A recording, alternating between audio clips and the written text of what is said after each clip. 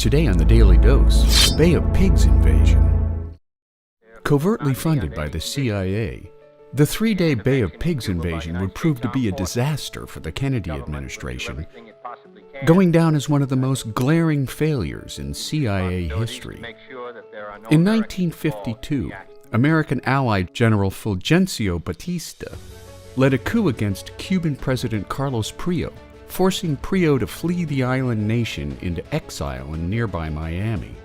The overthrow inspired Fidel Castro to form the 26 July movement, which would escalate into the Cuban Revolution of December 1958.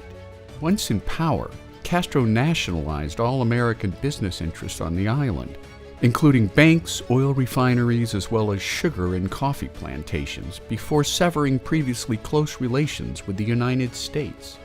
In its place, Castro embraced relations with America's Cold War rival, the Soviet Union.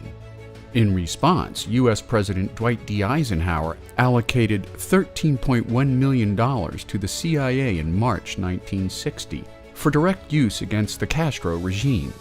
The money helped to form a Cuban exile paramilitary group called Brigade 2506, an armed wing of the Democratic Revolutionary Front whose sole objective was the overthrow of Castro's increasingly communistic-backed regime. Aided by the CIA and strategic U.S. military personnel, the counter-revolutionary unit of 1,400 Cuban paramilitaries was trained in Guatemala. On April 17, 1961, the newly minted President John F. Kennedy allowed the invasion attempt to go forward.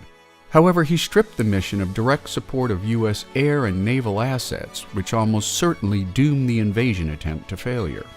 2 days earlier, 8 CIA-supplied B-26 bombers had attacked Cuban airfields, allowing the invasion force to land uncontested on a beach in Playa Girón in the Bay of Pigs, where it was soon overwhelmed by local Cuban militias. Within 3 days, the invaders had been defeated and thrown into Cuban prisons.